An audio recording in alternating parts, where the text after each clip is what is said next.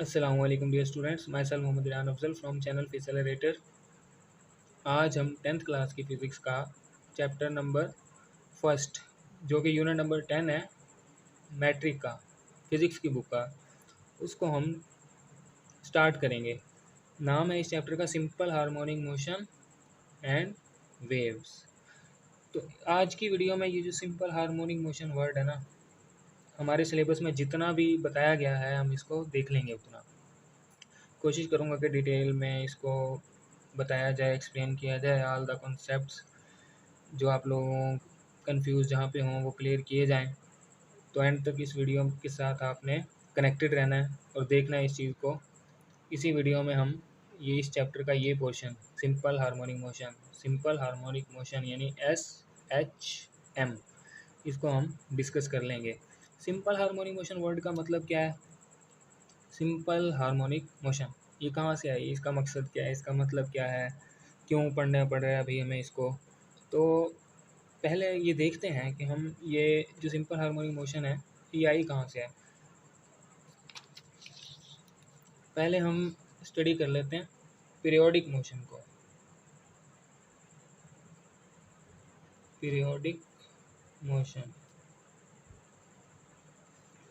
ये इस तरह की मोशन होती है जो खुद को रिपीट करती है, repeats itself after regular interval of time.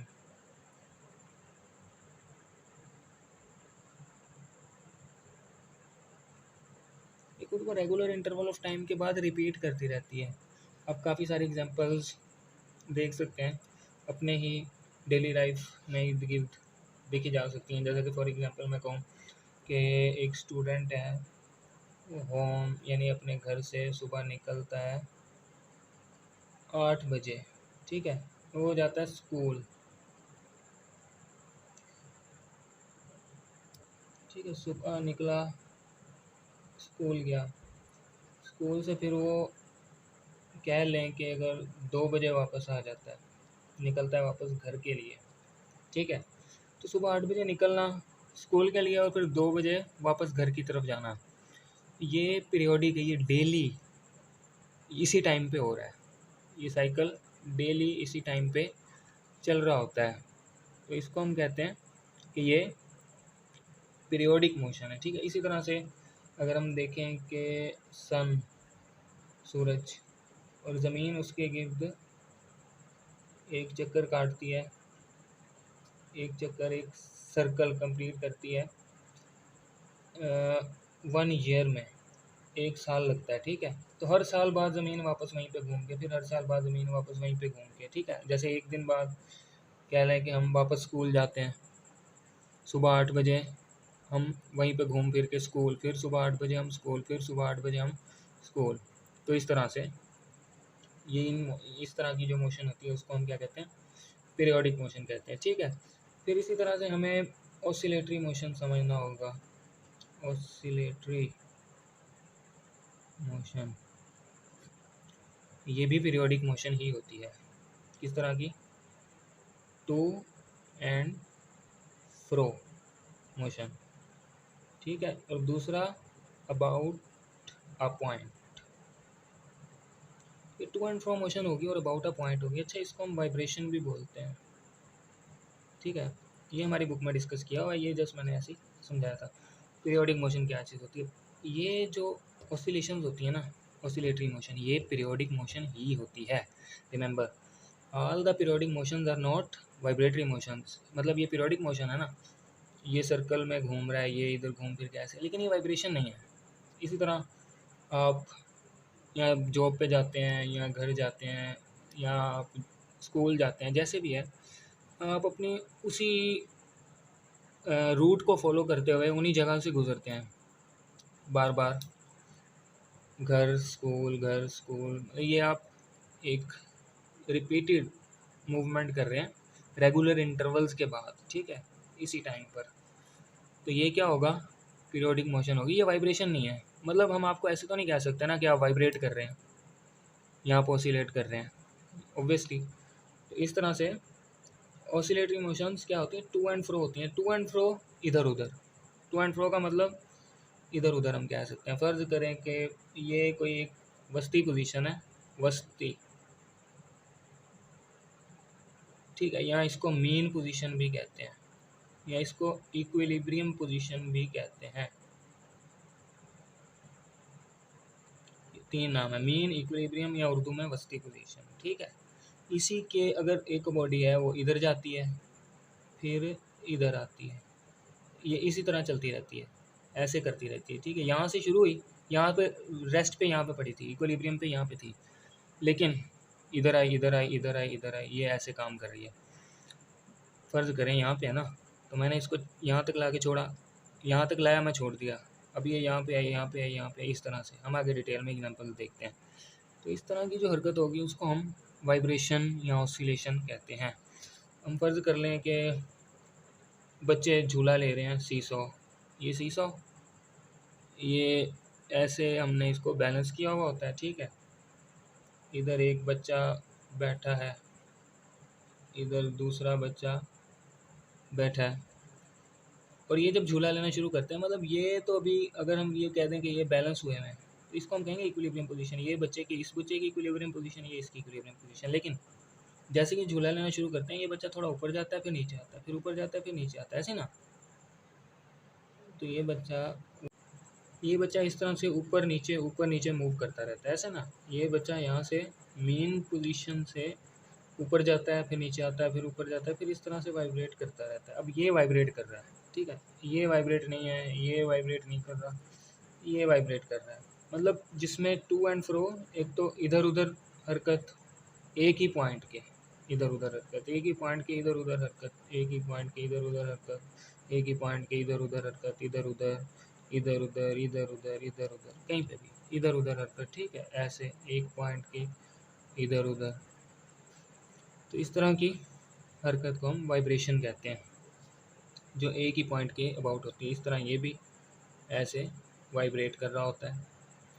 यहाँ तक हमने पीरियोडिक मोशन को थोड़ा सा, जितना ज़रूरी था उतना समझा।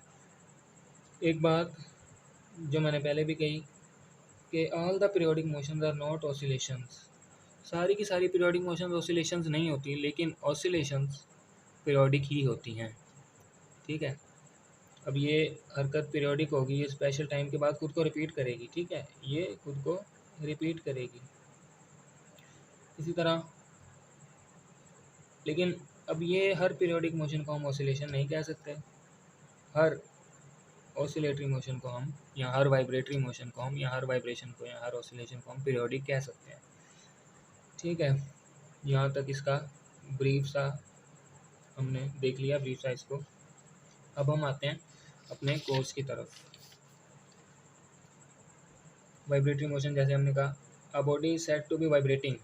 एक बॉडी हम कहते हैं कि वाइब्रेट कर रही है if it moves back and forth, back and forth आगे पीछे, ठीक है, और टू एंड फ्रो इधर उधर अबाउट अ पॉइंट। और ये पॉइंट कौन सा होगा भाई? मेन पोजीशन होगी, जो हमने अभी कहा ना, ये मेन पोजीशन, ये मेन पोजीशन वो पॉइंट होगा जिसके अबाउट वो वाइब्रेट कर रही होगी, ओके। इसको हम ऑसिलेशन भी कहते हैं, वाइब्रेशन को हम ऑसिलेशन भी कह सकते हैं। For example vibratory motion of children या of a child in a seesaw, ठीक है। सीसॉ वो झूला, हम स्विंग भी कह सकते हैं, वो जो एक रस्सी सी लटक रही होती है और उस पर हमने बैठने वाली फटी लगाई होती है, फिर उसको धक्का देते हैं तो वो इस तरह से वाइब्रेट करता है। वो बच्चा जो उसमें बैठा है वो भी वाइब्रेट कर रहा है, ठीक।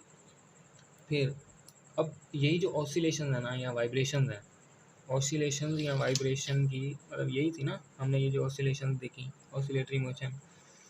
ऑसिलेशन की जो सिंपलेस्ट टाइप होती है ना, सिंपलेस्ट टाइप, वो SHM होती है, यानी सिंपल हार्मोनिक मोशन, ठीक है। सिंपलेस्ट टाइप ऑसिलेशन की सिंपल हार्मोनिक मोशन होती है, तो इसलिए हमें इसको स्टडी करना है। तो यहाँ तक पीरियोडिक मोशन, ऑसिलेटरी मोशन, और हमने देखा। अब हम सिंपल हार्मोनिक मोशन की तरफ जाते हैं। सिंपल हार्मोनिक मोशन एक इस तरह की मोशन होती है, ये बुक में एक टॉपिक है motion of mass attach to spring, उसके बाद एक टॉपिक आएगा बॉल एंड बाउल सिस्टम, उसके बाद आएगा simple pendulum, motion of a simple pendulum. तो ये motion of a simple pendulum के एंड पे एक बॉक्स होगा ब्लू कलर का, उसमें ये डेफिनेशन लिखी हुई है सिंपल हार्मोनिक मोशन की। उसमें क्या लिखा हुआ है कि simple harmonic motion occurs when a net force acting on a body is directly proportional to the displacement from the mean position and is always directed toward the mean position. ठीक है, जो कि हमें बताती है इम्प्लाइज डैट के ये जो एफ होगा वो इक्वल टू होगा माइनस वही प्रोपोर्शनैलिटी कांस्टेंट खत्म, प्रोपोर्शनैलिटी साइन खत्म करके एक कांस्टेंट लगाया और एक्स वैसे ही। ठीक है, तो सिंपल हार्मोनिक मोशन एक इस तरह की मोशन होती है जिसमें एक ऑब्जेक्ट पे लगने वाली, जो कि ऑसिलेट कर रहा है, उस पर लगने वाली नेट फोर्स है वो क्या होगी, directly proportional to the displacement from the mean position and is always directed toward the main position। Simple harmonic motion की ये डेफिनेशन होती है। कुछ टीचर्स इसको कहते हैं स्ट्रेट लाइन मोशन होती है, जो SHM है उसको कहते हैं कि स्ट्रेट लाइन मोशन होती है, तकरीबन स्ट्रेट लाइन। ठीक है, और कुछ कहते हैं कि हम ना बॉडी को बहुत थोड़ा सा डिस्प्लेस करते हैं, मेन पोजीशन से थोड़ा सा डिस्प्लेस करते हैं, तो वो सिंपल और हार्मोनिक की कैटेगरी में आती हैं। वो दोनों सही है। देखें हम पढ़ेंगे ना अभी ये mass spring system, motion of mass attach to spring, अभी हम पढ़ने जा रहे हैं। इसको जैसे मैं थोड़ा सा डिस्प्लेस करूँगा ना, थोड़ा सा करना है, ज़्यादा नहीं करना, इतना डिस्प्लेस करना है कि इसकी इलास्टिक प्रॉपर्टीज़ जो हैं वो बरकरार रहें, ये इलास्टिक लिमिट इसकी बरकरार रहे, ये कह लें कि ये जो स्प्रिंग है वो परमानेंटली डिफॉर्म ना हो जाए, परमानेंटली ख़राब ना हो जाए। यानी ये देखें, ये स्प्रिंग है ना, इसको मैं अगर थोड़ा सा डिस्प्लेस करके छोड़ता हूँ तो ये वापस आ रहा है, मतलब ये मैं इस पर जो लगा रहा हूँ स्ट्रेस वो इसकी इलास्टिक लिमिट में रहते हुए लगा रहा हूँ। ये हमने 9th में पढ़ी थी ये बातें। अब अगर मैं इस पर बहुत ज़्यादा स्ट्रेस लगा दूंगा, मैं तो थोड़ा सा डिस्प्लेस कर रहा हूँ ना, ये देखें तो वापस चला जा रहा है। ठीक है, अब मैं इसको बहुत ज़्यादा डिस्प्लेस करूँगा अगर, तो ये देखें वापस नहीं जाता।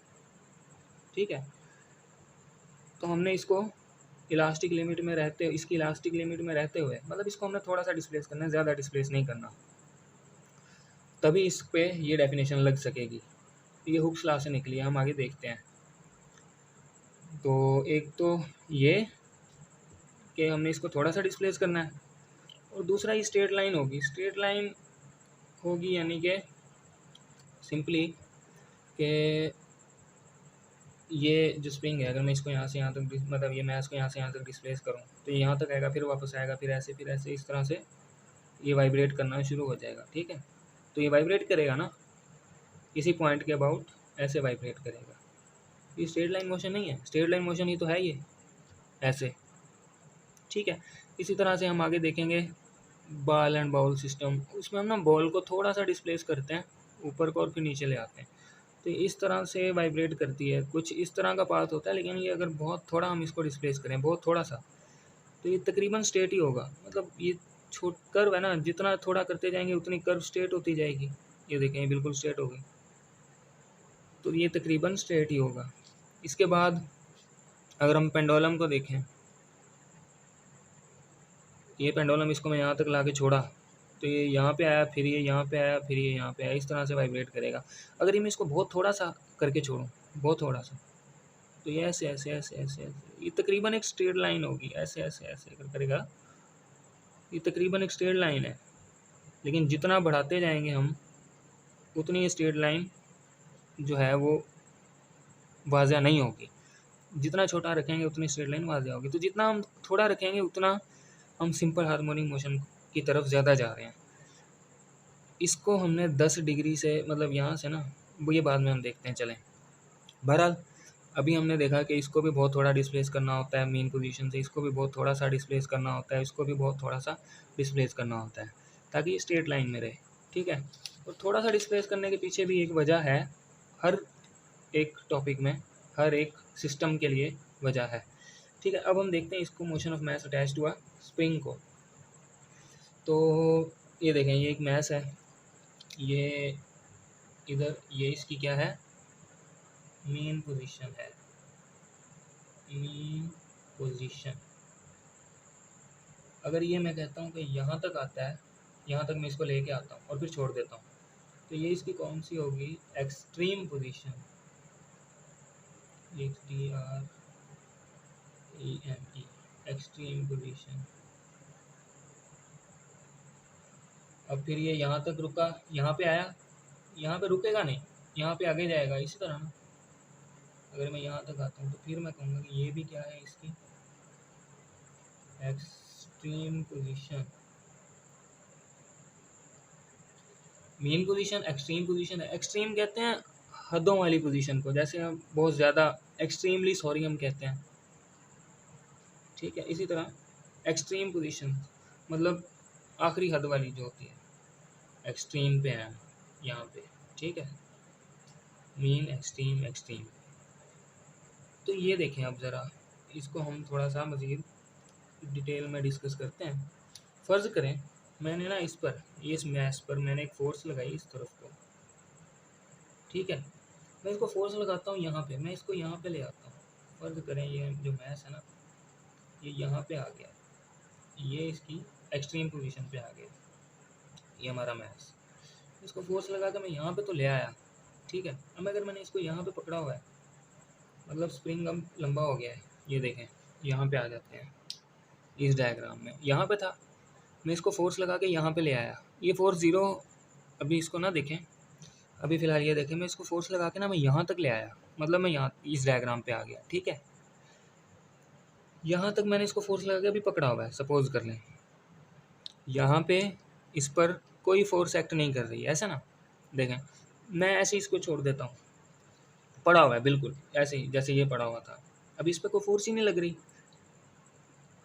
तो ये मेन पोजीशन पे पड़ा रहेगा। मेन पोजीशन को इक्विलिब्रियम पोजीशन भी बोलते हैं, हमने देखा। इक्विलिब्रियम पे कोई बॉडी कब होती है, जब उस पर नेट फोर्स एक्ट कर रही हो वो क्या हो, ज़ीरो हो। दो कंडीशन होती है, नेट फोर्स एक्ट करने वाली भी ज़ीरो हो और नेट टार्क भी ज़ीरो हो।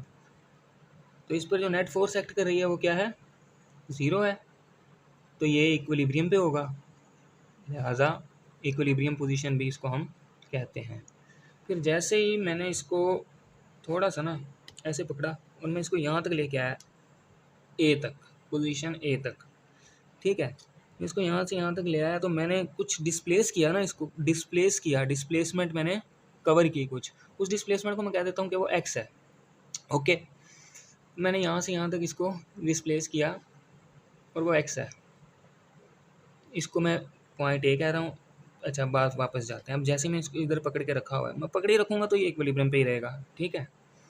जैसे मैं इसको छोड़ूंगा, देखें अगर मैंने इसको पकड़ा हुआ है तो एक फोर्स मैंने इस पर लगाई ना, इस तरफ को, बिल्कुल इस तरफ को, ठीक है। मैंने एक फोर्स इस पर लगाई इसको डिस्प्लेस करने के लिए यहाँ से यहाँ तक।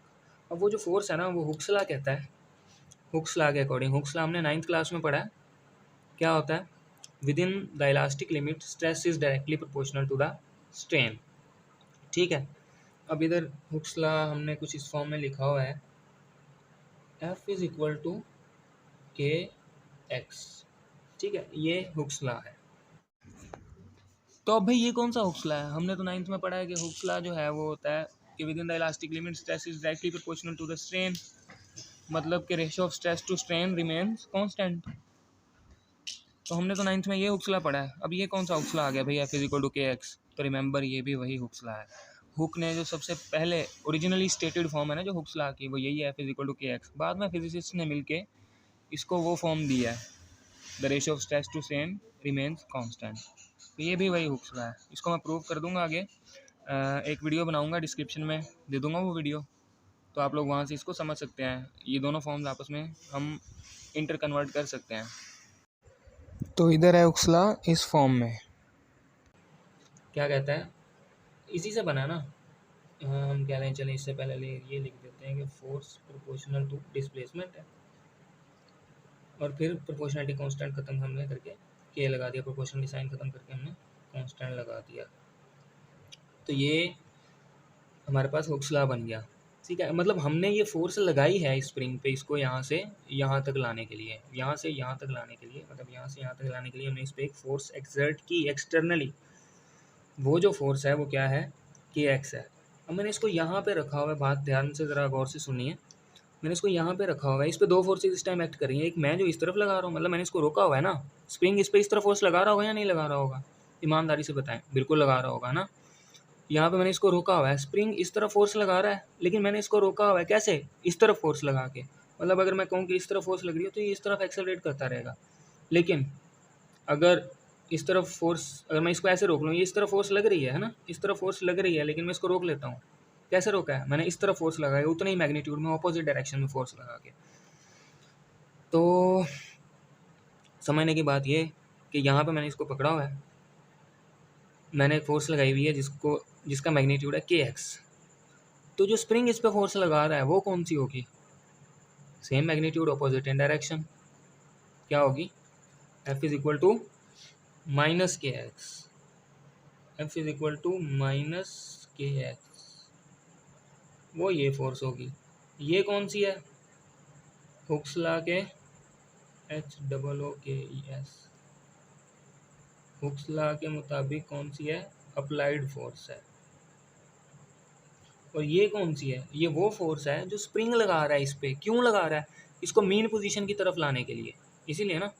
ये चाह रहा है कि ये मीन पोजीशन की तरफ आए, तो मीन पोजीशन की तरफ इसको रिस्टोर करना चाह रहा है, इसकी पोजीशन जो पुरानी थी उसको रिस्टोर करना चाह रहा है ये स्प्रिंग। तो इसीलिए हम इस फोर्स को रिस्टोरिंग फोर्स भी कहते हैं, जो स्प्रिंग लगाता है किसी भी ऑसिलेटिंग सिस्टम के ऊपर। रिमेंबर, ऑसिलेटिंग सिस्टम के ऊपर, मैं सिंपल हार्मोनिक मोशन के अंडर जो सिस्टम है उस पर नहीं बोल रहा। ऑसिलेटिंग सिस्टम पे लगती है एक रिस्टोरिंग फोर्स, चाहे वो सिंपल हार्मोनिक मोशन हो या कोई और हो, ठीक है। तो बहरहाल ये जो होगी, ये रिस्टोर कर रहा है ये मेन पोजीशन की तरफ, है ना। ये उसकी पोजीशन को रिस्टोर कर रही है, इनिशियल पोजीशन को। हम इसको रिस्टोरिंग फोर्स बोलेंगे, रिस्टोरिंग फोर्स। कौन सी, f is equal to minus k x, ये होगी हमारी रिस्टोरिंग फोर्स। यहाँ पे ये जो नेगेटिव साइन है ना फार्मूला में, f is equal to minus k x में, ये शो कर रहा है कि फोर्स और displacement from the mean position, इन दोनों की डायरेक्शन हमेशा एक दूसरे के ऑपोजिट होगी। अब देखें, F is equal to minus k x है, यहाँ से अगर मैं माइनस ऐसे ही रहने दूँ, के को प्रोपोर्शनलिटी कांस्टेंट बना दूँ, तो के को अगर मैं प्रोपोर्शनलिटी कांस्टेंट मतलब समझ लूँ, तो प्रोपोर्शनलिटी साइन लगा सकता हूँ मैं, बिल्कुल लगा दिया, माइनस एक्स। तो क्या ये सिंपल हार्मोनिक मोशन की डेफिनेशन नहीं है, ऑब्वियसली है, ये रही। तो हमने साबित किया कि motion of mass attach to spring, अगर हम थोड़ा सा डिस्प्लेस करते हैं तो motion of mass attach to spring ये क्या है, सिंपल हार्मोनिक मोशन है। यहाँ पे हमने ये बात प्रूव कर दी, ठीक है। अब हम देखते हैं स्प्रिंग कांस्टेंट, ये जो के है ना, ये इसमें अगर हम देखें, ये हुक्स लॉ में ये जो के है ना, एफ इज इक्वल टू के है, इसमें जो के है ये क्या है, प्रोपोर्शनैलिटी कांस्टेंट, जिसको हम स्प्रिंग कांस्टेंट कहते हैं। अगर मैं यहाँ से के की वैल्यू निकालूँ इससे, इस वाले रिलेशन से, तो के क्या आएगा, एफ ओवर एक्स, मतलब के force applied per unit displacement. के क्या है, के बताता है कि हमें कितनी ज़्यादा फोर्स लगानी पड़ रही है स्प्रिंग को या उस मैस को क्या करने के लिए, डिस्प्लेस करवाने के लिए, या स्प्रिंग को स्ट्रेच करने के लिए। स्प्रिंग को या तो स्ट्रेच करने के लिए या तो कंप्रेस करने के लिए, कितना कंप्रेस करने के लिए कितनी फोर्स लगानी पड़ रही है, ठीक है। तो अगर हम फोर्स से जितनी फोर्स लगानी पड़ी उससे हम अगर डिस्प्लेसमेंट, ये यहाँ से जितनी भी उसने डिस्प्लेसमेंट कवर की, या यहाँ से जितनी भी उसने डिस्प्लेसमेंट कवर की, जिसको हम एक्स बोल रहे हैं, अगर हम वो मान लें, उससे डिवाइड करवा दें लगने वाली फोर्स बटा ये डिस्प्लेसमेंट, तो हमारे पास क्या आ जाएगा, स्प्रिंग कांस्टेंट की वैल्यू। अब जितनी ज़्यादा फोर्स लगे और जितना कम डिस्प्लेस हो, उतना ज़्यादा स्प्रिंग क्या होगा, हम कहेंगे स्टिफ होगा, उतना ज़्यादा स्प्रिंग में स्टिफनेस क्या होगी, ज़्यादा होगी। मतलब अगर फोर्स ज़्यादा लग रही है और ये बहुत कम डिस्प्लेस हो रहा है, फोर्स बहुत ज़्यादा लगाऊँ और मैं बहुत कम डिस्प्लेस हूँ, मैं कहता हूँ कि ये स्प्रिंग जो है वो बहुत सख्त है, ऐसे ना हम अपनी ज़ुबान में बोल देते हैं, स्प्रिंग काफ़ी मजबूत है, यानी कि, है ना, उसको कहते हैं स्टिफ है। तो अगर के की वैल्यू ज़्यादा होगी तो जो स्प्रिंग होगा वो क्या होगा, स्टिफर होगा, ठीक है। अगर के की वैल्यू कम होगी तो जो स्प्रिंग होगा वो सॉफ्ट होगा।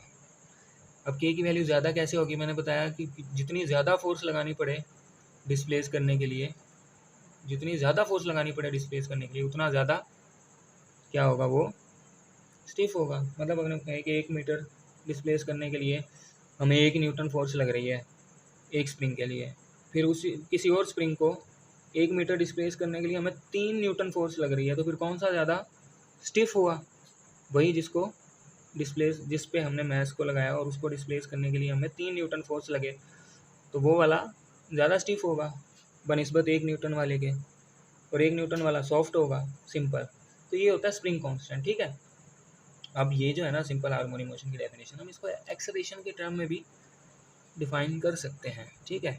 आगे जो ग्लॉसरी है ना, इसी चैप्टर में जो एक्सरसाइज से पहले आती है ग्लॉसरी, आखिरी टॉपिक के बाद होती है, उसमें पहली पहली जो डेफिनेशन है सिंपल हार्मोनिक मोशन की, उसको इन टर्म ऑफ एक्सेलरेशन उसने डिफाइन किया हुआ है, ठीक है। तो हम देख लेते हैं कि एक्सेलरेशन के टर्म में कैसे हमने देखें। अभी क्या किया, हमने कहा है कि इस को जब मैं जैसे मैं छोड़ देता हूँ तो स्प्रिंग पे कौन सी फोर्स लग रही होती है, कौन सी फोर्स लग रही होती है, ये वाली रिस्टोरिंग फोर्स लग रही होती है। जैसे ही मैंने इसको यहाँ पे छोड़ा तो इसके ऊपर अब कौन सी फोर्स एक्ट करी, मेरे ही लगाई हुई फोर्स खत्म होगी ना जैसे ही मैंने छोड़ा।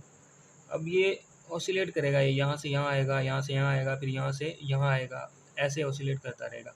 ये पहले यहाँ से यहाँ आया, मैंने इस डायग्राम में शो किया, अब यहाँ से फिर यहाँ आएगा, अब यहाँ से फिर यहाँ आएगा, फिर मैंने इस डायग्राम में शो किया, ठीक है। अब हम देख लेते हैं, अगर हम कहें कि इस पर कोई नेट फोर्स लग रही है, जैसे हमने इधर डेफिनेशन में कहा कि ये नेट फोर्स कौन सी लग रही है, -kx लग रही है, ठीक है। तो हमने कहा है कि नेट फोर्स लग रही है -kx। न्यूटन का सेकंड लॉ ऑफ मोशन कहता है कि नेट फोर्स जो होती है वो एम में भी होती है, ऐसे ना, ठीक है। दोनों सही है भैया, मतलब दोनों फोर्सेस बराबर हैं, तो मतलब अगर ये दोनों बराबर हैं तो ये दोनों भी आपस में बराबर होंगी। अगर लेफ्ट हैंड साइड बराबर है तो राइट हैंड साइड भी बराबर है। तो ठीक है, मैं ना बराबर कर देता हूँ इनको, कोई का मैं लिख देता हूँ -kx = m में, ठीक है। ए में बाहर निकाल लेता हूँ, a ये m इधर आके डिवाइड हो जाएगा, -kx/m। अगर हम इसको ऐसे भी लिख लें, m में -kx, अब तो ईजी है, ये ऐसे ना लिखें, आप ऐसे लिख लें, पहले m में लिख लें फिर -kx लिख लें, a इधर ही रह गया, m इधर आके डिवाइड हो गया, -kx/m, ठीक है। अब इसमें ना ये जो k/x टर्म है, ये देखें, ये k/x टर्म, ये क्या कांस्टेंट नहीं है, है ना, ये k और ये m, क्या पूरी इस सिस्टम में पूरा हमने हरकत कर ली है, मतलब मैथ जो है इसने हरकत की, हरकत करते हुए कि इसका मैथ चेंज हुआ है, नहीं हुआ। क्या स्प्रिंग कांस्टेंट चेंज हुआ है, वो तो पहले कांस्टेंट है, हर स्प्रिंग के लिए कांस्टेंट होता है, हर स्प्रिंग के लिए कहलाता स्प्रिंग कांस्टेंट होता है ना, मतलब एक स्प्रिंग के लिए स्प्रिंग कांस्टेंट भी कांस्टेंट रहता है, ऑब्वियसली वो कांस्टेंट है, और दूसरा मैथ भी कांस्टेंट है क्योंकि वो नहीं चेंज हुआ। हाँ, डिस्प्लेसमेंट चेंज होती जा रही है, तो अगर इसको मैं कांस्टेंट मान लूँ तो फिर मैं इक्वल टू को प्रोपोर्शनलिटी साइन में कन्वर्ट कर देता हूँ, -x। अब ये बच्चों दूसरी डेफिनेशन बन गई सिंपल हार्मोनिक मोशन की, है वही, बस इन टर्म ऑफ एक्सेलरेशन हमने डिफाइन किया हुआ है। इसकी स्टेटमेंट किस तरह से बनेगी, the to and fro oscillatory motion, glossary में लिखी हुई है जैसे मैंने पहले बताया, to and fro oscillatory motion in which acceleration is directly proportional to the displacement from the mean position. Acceleration short form में लिखते हैं, is directly proportional to the displacement from mean position. ये काफ़ी इंपॉर्टेंट बात है, from mean position बताऊंगा आगे, ठीक है। And is always directed toward mean position. देखें अभी हमने यहाँ तक ना, ये जो माइनस साइन है ना, इसको हमने बताया तो है, लेकिन इस फार्मूले में ये क्या कह रहा है वो हम ज़रा देखेंगे गौर से, इसको भी देखेंगे इसको भी देखेंगे, ठीक है। मतलब ये तो माइनस के एक्स हमने कहा कि ये मेरी लगाएगी फोर्स है, ऑपोजिट फोर्स है, ठीक है। लेकिन इस फार्मूले में ये माइनस क्या कह रहा है, ये तो इन दोनों का रिलेशन हो गया ना। अब इस फार्मूले में ये माइनस क्या कहना चाह रहा है हमें, तो हम इसको भी देखेंगे, ठीक है। देखें पहले तो ये कि acceleration is directly proportional to the displacement from mean position, दूसरा always directed toward the main position. ये जो माइनस साइन है ना, ये कह रहा है एक्सेलरेशन, देखिए फोर्स और एक्सेलरेशन आपस में प्रोपोर्शनल होते हैं ना, जो फोर्स की डायरेक्शन वही एक्सेलरेशन की डायरेक्शन, तो ये और ये रिलेशन आपस में एक जैसे ही हैं। फोर्स और एक्सेलरेशन एक ही डायरेक्शन में होते हैं, और ये मतलब जहाँ फोर्स, जो फोर्स की डायरेक्शन होगी वही एक्सेलरेशन की डायरेक्शन होगी। न्यूटन सेकंड लॉ भी तो यही कहता है। ओके, अब देखते हैं इसको, इस डेफिनेशन को क्या कहती है। ये कहती है कि acceleration is directly proportional to the displacement from the mean position and is always directed toward the mean position। अब माइनस साइन को देखते हैं, देखिएगा ये कहता है कि फोर्स और displacement from the mean position, not displacement only, displacement from the mean position, force और displacement from the mean position, इन दोनों की डायरेक्शन आपस में एक दूसरे के उल्ट होगी। सिंपल इज़ दैट कि इस फार्मूला में ये बता रहा है माइनस के डायरेक्शन ए और एक्स की आपस में एक दूसरे के ऑपोजिट होगी, जो कि सिर्फ तभी मुमकिन है जब एक्सेलरेशन की direction toward the mean position हो, और एक्सेलरेशन की direction toward the mean position होगी मतलब रिस्टोरिंग फोर्स की डायरेक्शन भी टुवर्ड द मीन पोजीशन होगी। तो रिस्टोरिंग फोर्स की दोनों डेफिनेशंस का यही मतलब है कि एक तो इसमें एक्स आ रहा है, वो मतलब है कि एक्सेलरेशन या फोर्स, दो डेफिनेशन है ना, तो एक में फोर्स और दूसरी में एक्सेलरेशन। मैग्नीट्यूड जो है वो directly proportional to the displacement from the mean position है, और माइनस साइन कह रहा है कि फोर्स या acceleration is always directed toward the mean position.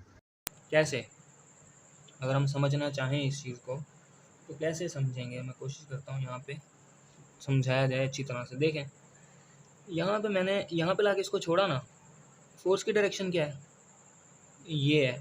Force की डायरेक्शन किस तरफ है, ये मीन पोजीशन है ना, फोर्स की डायरेक्शन कहाँ है, मीन पोजीशन की तरफ है। डिस्प्लेसमेंट की डायरेक्शन कहाँ है, फ्रॉम द मीन पोजीशन। देखें अगर ये यहाँ से यहाँ तक आती है तो डिस्प्लेसमेंट की डायरेक्शन ये नहीं लेनी ना।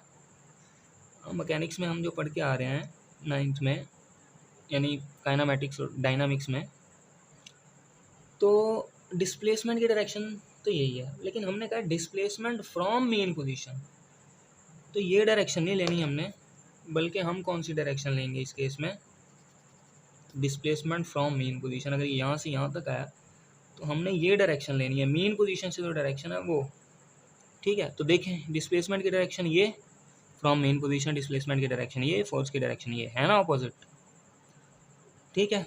जो फोर्स है वो किस तरफ है, मेन पोजीशन की तरफ है, और इन दोनों की आपस में डायरेक्शन क्या है, ऑपोजिट है, तो माइनस साइन यही शो कर रहा है कि आपस में डायरेक्शन क्या होगी, इन दोनों की ऑपोजिट होगी।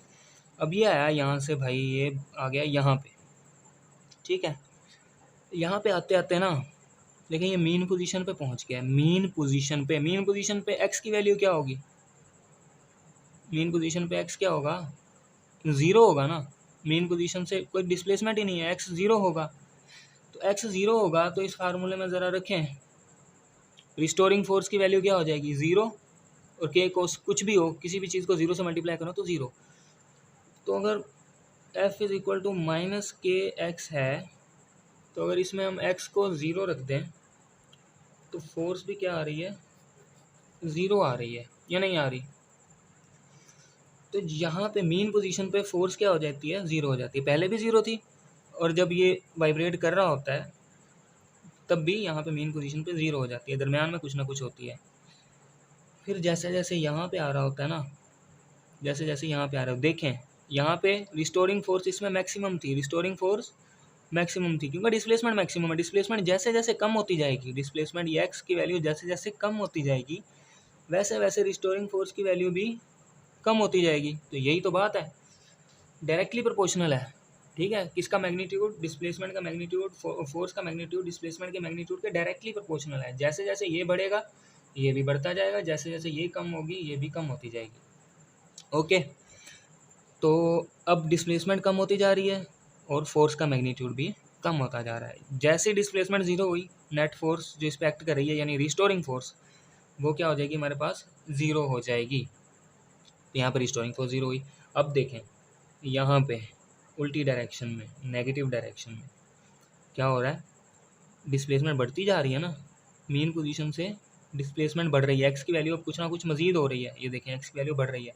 यहाँ तक मैं क्या, ये एक्सट्रीम पोजीशन पे मैं कहता हूँ कि ये एक्सट्रीम पोजीशन पे जाता है। ये कुछ इस तरह से, जैसे इस डायग्राम में शो किया हुआ है, तो ये एक्सट्रीम पोजीशन पे चला जाता है। अब एक्सट्रीम पोजीशन पे देखें, जैसे ये जा रहा था ना इस तरफ, अब जैसे ये यहाँ पे पहुँचा, फ़र्ज़ कर लें यहाँ पे पहुँचा, तो रिस्टोरिंग फोर्स वो कौन सी फोर्स होती है, जो हमेशा मीन पोजीशन की तरफ लेके आती है, ठीक है। और displacement from the mean position की डायरेक्शन का है, यहाँ पे पहुँचा हुआ है ना, तो डिस्प्लेसमेंट की डायरेक्शन मीन पोजीशन से ये है, अब भी ऑपोजिट डायरेक्शन है या नहीं, तो इसलिए माइनस साइन। अब मैं देखें, मैं यहाँ से लेके आ रहा हूँ आपको, अब इधर को भी लेके जाऊँगा। फिर इस तरह से जैसे जैसे डिस्प्लेसमेंट बढ़ती गई, फोर्स की मैग्नीट्यूड, ये जैसे जैसे डिस्प्लेसमेंट बढ़ता गया, फोर्स का मैग्नीट्यूड बढ़ता गया। अब देखें डिस्प्लेसमेंट नेगेटिव होगा, है ना, डिस्प्लेसमेंट नेगेटिव होगा, इस साइड पे है। ये देखें पॉजिटिव एक्स डायरेक्शन, ये अगर हम कह लें, ये ज़ीरो यहाँ पे, 1 2, यहाँ पे -1 -2, ठीक है। तो अब यहाँ पे डिस्प्लेसमेंट नेगेटिव होगी, तो देखिएगा ये फोर्स, ये पॉजिटिव एक्स डायरेक्शन है और ये फोर्स की डायरेक्शन ये है। मतलब हमने रेफरेंस सेट कर लिया है कि इस डायरेक्शन में जो भी होगी ना चीज़, वो पॉजिटिव होगी। मतलब वेलोसिटी, अगर कोई चीज़ इस तरफ जा रही है, उसकी वेलोसिटी इस तरफ है, तो वो पॉजिटिव वेलोसिटी है। इसकी अगर मुखालफत करेगी इस चीज़ की, तो वो नेगेटिव वेलोसिटी हम मानेंगे उसको। अब ये फोर्स है, ये देखें एक्स, पॉजिटिव एक्स डायरेक्शन ये है, मतलब ऐसे ही इसको हम कोऑर्डिनेट्स के हिसाब से देख रहे हैं अभी, ठीक है। तो रिस्टोरिंग फोर्स अपोजिट लग रही है, मतलब फोर्स नेगेटिव आएगी। फार्मूले के हिसाब से अगर हम देखें, तो ये देखें यहाँ से यहाँ तक, अब देखें ये ज़ीरो, इस साइड पे नंबर्स क्या हैं, सारे पॉजिटिव है ना, ठीक है। तो हम एक्स में पॉजिटिव पुट करते हैं, आंसर क्या आएगा, माइनस साइन की वजह से नेगेटिव आएगा, मतलब रिस्टोरिंग फोर्स नेगेटिव होगी। अगर हम पॉजिटिव साइड पे हैं तो रिस्टोरिंग फोर्स नेगेटिव होगी। समझ रहे हैं ना बात को, देखें ज़रा गौर करें। यहाँ पे हमने एक सेट किया हुआ है मीन पोजीशन, इस तरफ पॉजिटिव नंबर्स, इस तरफ नेगेटिव नंबर्स, जैसे हम मैथ में कोऑर्डिनेट्स बनाते हैं, ठीक है। इधर वाई एक्सिस भी हो सकता है। अच्छा, बहरहाल नंबर लाइन भी इसको कह सकते हैं। बहरहाल हम कहते हैं कि इस तरफ पॉजिटिव और इस तरफ नेगेटिव। तो जब हम f is equal to minus k x में, एक्स फ़र्ज़ कर लें हम, के हम फ़र्ज़ कर लेते हैं कि चलो 10 है, ठीक है, मैग्नीट्यूड 10 है, और जो हमारे पास एक्स है वो 2 है, फ़र्ज़ कर लेते हैं पॉजिटिव में 2 है, ठीक है। तो एक्स, ये फोर्स क्या आएगी, -20 न्यूटन, ऐसे ही ना। एफ आया हमारे पास -20 न्यूटन। रिमेंबर, -20 न्यूटन का क्या मतलब है कि पॉजिटिव एक्स डायरेक्शन के उलट होगी ये फोर्स। तो ऐसे है कि नहीं, उलट है ना, एक तो ये बात है। दूसरा, ये जैसे जैसे डिस्प्लेसमेंट कम होती जा रही है मीन पोजीशन से, जैसे जैसे ये मतलब पास आता जा रहा है, जैसे जैसे मेन पोजीशन के पास आता जा रहा है, वैसे वैसे डिस्प्लेसमेंट एक्स की वैल्यू कम होती जा रही है, ठीक है। अब देखें ये जो एक्स है ना, ये डिस्प्लेसमेंट नहीं है, ये हमने एक्स एक्सिस को शो किया हुआ है, एक्स एक्सिस को, ठीक है। और ये जो है डिस्प्लेसमेंट है फ्रॉम द मीन पोजीशन। अब हम इसको देख रहे हैं, displacement from the mean position, अगर हम कहें कि ये 2 है, और इसको अगर मैं ऐसे ही सपोज कर लिया कि ये 10 है, तो ये -20 हमारे पास माइनस में आया, मतलब इसके ऑपोजिट डायरेक्शन होगी, ठीक है। डिस्प्लेसमेंट ये है फ्रॉम द मीन पोजीशन और डायरेक्शन ये ऑपोजिट होगी, तो माइनस साइन आ गया। ये माइनस साइन है हमारे लिए यहाँ पे, मतलब हमने माइनस साइन ने हमें बता दिया कि ये इस तरफ होगी। अब देखते हैं, अब हम इस तरफ आते हैं। जैसे जैसे हम दूर जा रहे हैं, एक्स की वैल्यू बढ़ रही है, लेकिन नेगेटिव में, ये देखें एक्स की वैल्यू बढ़ रही है, -1 -2 -3 इस तरह ना बढ़ रही है। तो क्या होगा, फ़र्ज़ करें यहाँ तक पहुँच गया, ये फ़र्ज़ कर लें कि -2 तक पहुँचा हुआ है, ठीक है। तो क्या होगा, अब ये इस तरफ है, रिस्टोरिंग फोर्स मेन पोजीशन की तरफ होती है, हम फार्मूले से भी निकाल सकते हैं। रिस्टोरिंग फोर्स की डायरेक्शन, ठीक है। हम कह लें वही 10 और ये -2। अच्छा वो माइनस फार्मूले वाला भी तो था ना, -10 -2 minus minus plus 10 to 20 Newton. अब देखें ज़रा पॉजिटिव आई फोर्स मतलब पॉजिटिव एक्स डायरेक्शन में जो हमने कोऑर्डिनेट सेट किए हैं उसके मुताबिक इस डायरेक्शन में जो चीज़ जा रही होगी वो पॉजिटिव होगी, मतलब फोर्स हमारी पॉजिटिव आ गई। इस तरफ है, इस तरफ होती तो नेगेटिव होती, इस तरफ जा रही है तो फोर्स पॉजिटिव है। तो ये क्या हो गया, हमें फोर्स की डायरेक्शन मिल गई। फोर्स इस तरफ, जैसे जैसे डिस्प्लेसमेंट बढ़ती जा रही है फोर्स बढ़ती जाएगी, ठीक है। मैग्नीट्यूड फोर्स का बढ़ता जाएगा, इधर भी ऐसे ही है, जैसे जैसे डिस्प्लेसमेंट बढ़ती जा रही है मैग्नीट्यूड फोर्स का बढ़ता जाएगा और डायरेक्शन ऑपोजिट। अब ये सारी बात जो मैंने बताई है ना, बस इस बात को याद रख लें, ये समझने के लिए थी कि जैसे जैसे हम डिस्प्लेसमेंट से दूर जाएंगे वैसे वैसे इस फार्मूले के मुताबिक एक्स बढ़ता जाएगा, इसके मुताबिक एक्स बढ़ता जाएगा और रिस्टोरिंग फोर्स बढ़ती जाएगी। जैसे जैसे हम पास आएंगे एक्स कम होता जाएगा, रिस्टोरिंग फोर्स कम होती जाएगी। यहाँ पे आएंगे तो ज़ीरो पुट करेंगे एक्स में तो फोर्स ज़ीरो, ठीक है। और इस तरह से यहाँ पे मैक्सिमम, और फिर यहाँ पे फोर्स भी एक्सट्रीम पोजीशन पे मैक्सिमम हो जाया करती है। इस तरह यहाँ पे रिस्टोरिंग फोर्स मैक्सिमम होगी, यहाँ पे भी रिस्टोरिंग फोर्स मैक्सिमम होगी, यहाँ पे रिस्टोरिंग फोर्स ज़ीरो होगी, एक बात। दूसरी, फोर्स प्रोपोर्शनल होती है एक्सेलरेशन के, न्यूटन सेकंड लॉ के मुताबिक। तो यहाँ पे अगर मैं कहता हूँ कि फ़र्ज़ कर लेते हैं हम इस पोजीशन पे, इसको एक्सट्रीम बोल रहे हैं ना, अगर रिस्टोरिंग फोर्स क्या है मैक्सिमम है तो एक्सेलरेशन भी क्या होगी मैक्सिमम होगी। इस पे दोनों ज़ीरो, रिस्टोरिंग फोर्स ज़ीरो होगी ना क्योंकि हमने ज़ीरो पे खड़े हैं, डिस्प्लेसमेंट ज़ीरो है हमारी, तो फार्मूले के मुताबिक हमें फोर्स ज़ीरो मिलेगी, तो रिस्टोरिंग फोर्स ज़ीरो होगी, तो यानी एक्सेलरेशन भी ज़ीरो होगी।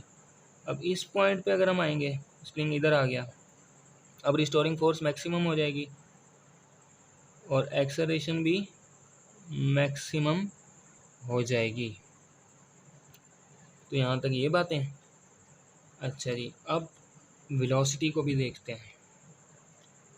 देखें जब यहाँ से यहाँ की तरफ आ रहा होता है तो यहाँ पे आके एक लम्हे के लिए रुकेगा ना, फिर इधर को वापस आएगा, ठीक है।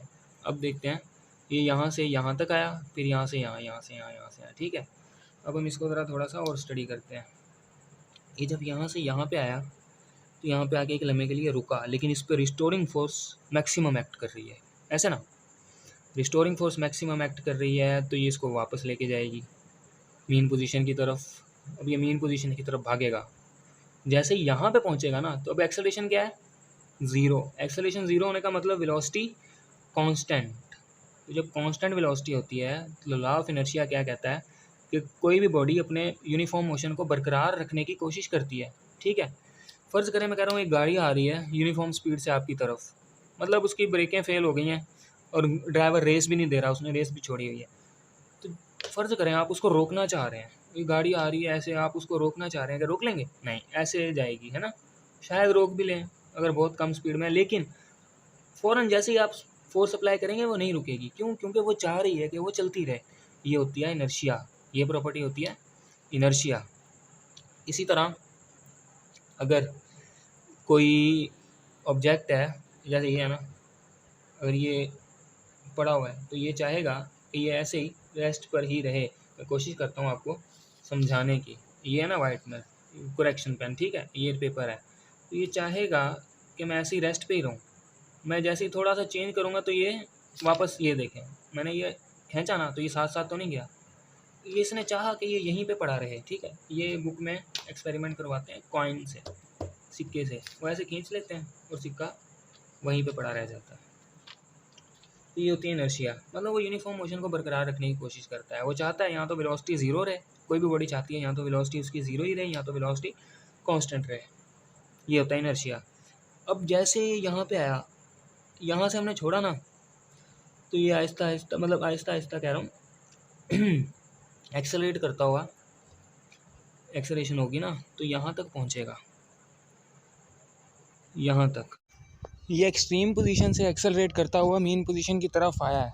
एक बात नोट करें, एक्सेलरेशन मैक्सिमम थी एक्सट्रीम पे, ज़ीरो होती है मीन पे, मतलब एक्सेलरेशन वक्त के साथ साथ कम हो रही है जैसे वो मीन की तरफ आ रहा है, लेकिन एक्सेलरेशन कम हो रही है। इसका ये मतलब नहीं है कि ऑब्जेक्ट डिसेलरेट कर रहा है, डिसेलरेशन नहीं हो रही, एक्सेलरेशन कम हो रही है। डिसेलरेशन तब होती है जब वेलोसिटी डिक्रीज़ हो रही हो विद रिस्पेक्ट टू टाइम। यहाँ पे एक्सेलरेशन डिक्रीज़ हो रही है लेकिन एक्सेलरेशन है पॉजिटिव ही, इसको हम डिसेलरेशन नहीं कह सकते। एक्सेलरेशन वक्त के साथ साथ कम हो रही है, वेलोसिटी वक्त के साथ साथ कम नहीं हो रही, वेलोसिटी वक्त के साथ साथ बढ़ ही रही है। लेकिन एक सेकंड में मतलब वेलोसिटी के बढ़ने का रेट जो है वो कम होता जा रहा है। वेलोसिटी एक्सट्रीम से मीन की तरफ बढ़ ही रही है लेकिन बढ़ने का रेट कम होता जा रहा है। Change in velocity with respect to time कम होता जा रहा है, इसलिए एक्सेलरेशन कम होती जा रही है। एक्सेलरेशन कम होती जा रही है लेकिन वेलोसिटी बढ़ ही रही है, किधर, एक्सट्रीम से मीन की तरफ। अब यहाँ पे इसकी जो वेलोसिटी होगी मतलब एक्सेलरेशन क्या हो जाएगी, ज़ीरो, क्योंकि फोर्स क्या है इस पॉइंट पे ज़ीरो लग रही है, रिस्टोरिंग फोर्स ज़ीरो लग रही है। एक्सेलरेशन क्या हो जाएगी, ज़ीरो, क्योंकि फोर्स और एक्सेलरेशन प्रोपोर्शनल होते हैं। उसके बाद जो हम कह लें कि वेलोसिटी है, एक्सेलरेशन कांस्टेंट होगी, एक्सेलरेशन सॉरी ज़ीरो होगी, तो वेलोसिटी क्या हो जाएगी, कांस्टेंट हो जाएगी। तो अब ये बॉडी का इनर्शिया होगा जो इसे यहाँ पे रुकने नहीं देगा। कोई बॉडी मतलब जैसे गाड़ी है वो भागती आ रही है, वो कहती है मैं भागती ही रहूँ, तो इसे वो रुकने नहीं देगा इनर्शिया। इसका इनर्शिया कहेगा नहीं, रिस्टोरिंग फोर्स ने बहुत जलवा दिखा लिया, मेरी बारी। इनर्शिया इसको वापस इधर लेके जाएगा। अब जैसे ही थोड़ा सा डिस्प्लेस होगा ना, ये डिस्प्लेसमेंट आई, अब जैसे ही देखें यहाँ पे डिस्प्लेसमेंट आई तो रिस्टोरिंग फोर्स आने लग गई। रिस्टोरिंग फोर्स बढ़ती जा रही है, बढ़ती जा रही है, बढ़ती जा रही है। अब रिस्टोरिंग फोर्स इस काबिल बन गई यहाँ पे आके कि वो कहती है कि नहीं इनर्शिया, अब मैं तेरी नहीं चलने दूंगी, अब मैं अपना काम दिखाऊंगी। तो यहाँ पे आके वो वापस इसको खींचती है रिस्टोरिंग फोर्स मेन पोजीशन की तरफ। अब इनर्शिया बेचारा कुछ नहीं कर सकता, ठीक है, क्योंकि वेलोसिटी ज़ीरो होती जा रही है, होती जा रही है, मतलब ज़ीरो की तरफ जा रही है ना, वेलोसिटी कम होती जा रही है, कम होती जा रही है। यहाँ पे पहुँची वेलोसिटी कम हो गई, बिल्कुल ज़ीरो हो गई। अब यहाँ पे वापस आई भाग के, ये भागा यहाँ पे इस तरफ को रिस्टोरिंग फोर्स की वजह से, ठीक है। अब इधर को गया तो यहाँ पे जब पहुँचा फिर से वेलोसिटी मैक्सिमम हो जाएगी, एक्सेलरेशन ज़ीरो, वेलोसिटी मैक्सिमम हो जाएगी, और फिर यहाँ पे ये रुकेगा नहीं, वेलोसिटी मैक्सिमम और इस पॉइंट पे कांस्टेंट होगी, ठीक है, और ये रुकेगा नहीं, ये फिर इनर्शिया की वजह से इधर को आएगा और इस तरह से ये अपना यहाँ पे फिर आएगा, तो यहाँ पे रिस्टोरिंग फोर्स एक्ट करेगी, फिर रिस्टोरिंग फोर्स को वापस लेके आएगी और ये सारा काम इस तरह से चलता रहेगा, ऐसे ऐसे ऐसे ऐसे ऐसे।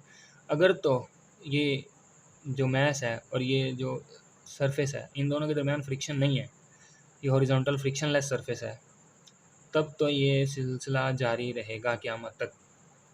लेकिन अगर फ्रिक्शन है तो ये आहिस्ता आहिस्ता आहिस्ता आहिस्ता आहिस्ता आहिस्ता ना ऐसे ये ख़त्म हो जाएगा, बिल्कुल ये मोशन ख़त्म हो जाएगी।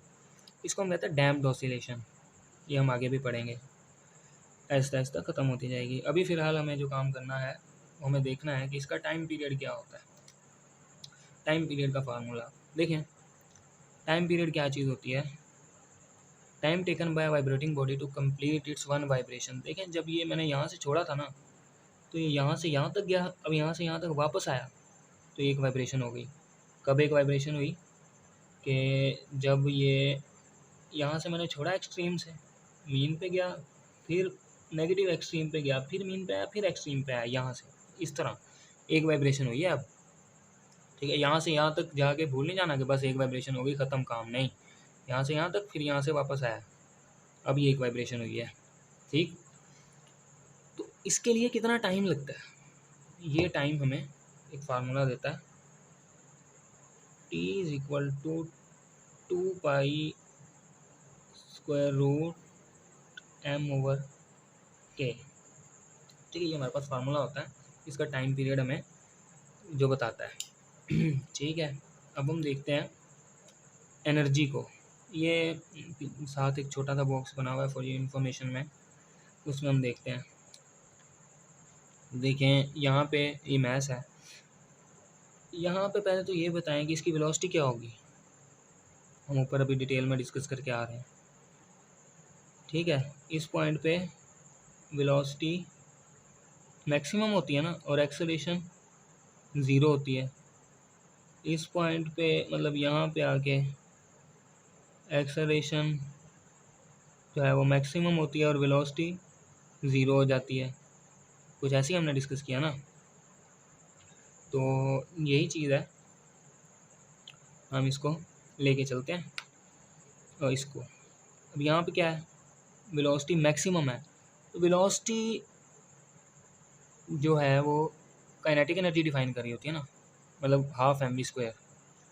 तो अगर वेलोसिटी मैक्सिमम है तो काइनेटिक एनर्जी मैक्सिमम है, मतलब मेन पोजीशन पे जो काइनेटिक एनर्जी होगी वो क्या होगी, मैक्सिमम होगी।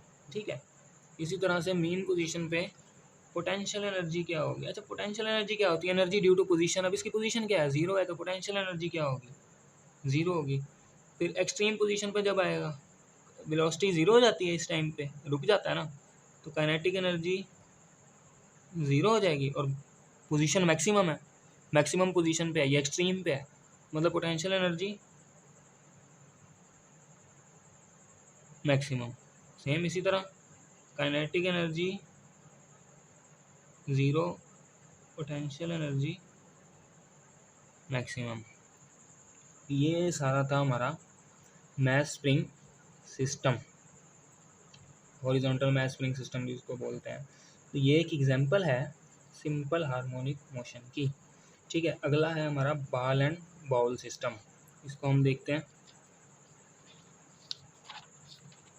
बॉल एंड बाउल सिस्टम, इसमें एक बॉल होती है और एक बाउल में पड़ी हुई होती है। हम इसको थोड़ा सा डिस्प्लेस करते हैं, मतलब हम ऐसे समझने के लिए इसको थोड़ा सा ज़्यादा डिस्प्लेस कर लेते हैं।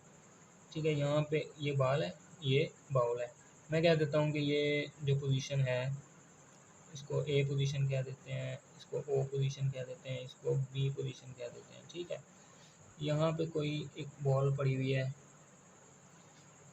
अब इसका जो वेट है, वेट हमेशा वर्टिकली डाउनवर्ड एक्ट करता है, ऐसा ना, वेट हमेशा वर्टिकली डाउनवर्ड एक्ट करता है। और जैसे ये टेबल है, इसके ऊपर अगर कोई चीज़ पड़ी है, कोई बुक पड़ी है या ये कार्ड, ये जो क्लिप बोर्ड है यही पड़ा है, तो इसका वेट इसके ऊपर, टेबल के ऊपर वो नीचे की तरफ एक्ट कर रहा है, मतलब इसका वेट टेबल पर फोर्स लगा रहा है। नतीजा टेबल वेट इस पे क्लिप बोर्ड पे ऑपोजिट ऊपर की तरफ फोर्स लगा रहा होता है। ये हमने न्यूटन थर्ड लॉ जब पढ़ा था, Newton third law of motion, तब हमने ये बात देखी थी कि एक बुक पड़ी है टेबल पर, तो बुक टेबल पर फोर्स लगा रही होती है और टेबल बुक पर फोर्स लगा रहा होता है, रिएक्शन की फोर्स। इसी तरह से ये बॉल इस सरफेस पे, बाउल के सरफेस पे फोर्स लगा रही है और बाउल का सरफेस बॉल पर फोर्स लगा रहा होता है अपोजिट डायरेक्शन में। ये वेट एम जी, मतलब इसके वेट की वजह से फोर्स है ना एम जी, तो ये रिएक्शन फोर्स इस बॉल पर ऊपर की जानिब लग रही होगी। ठीक है, ये दोनों एक दूसरे को कैंसिल कर देते हैं जब ये ऐसी सरफेस पे पड़ा हुआ है, ये एक दूसरे को बिल्कुल कैंसिल कर देते हैं और नेट फोर्स क्या हो जाती है, ज़ीरो हो जाती है। नेट फोर्स ज़ीरो मतलब बॉडी इक्विलिब्रियम में है, कोई किसी तरह की मोशन नहीं होती।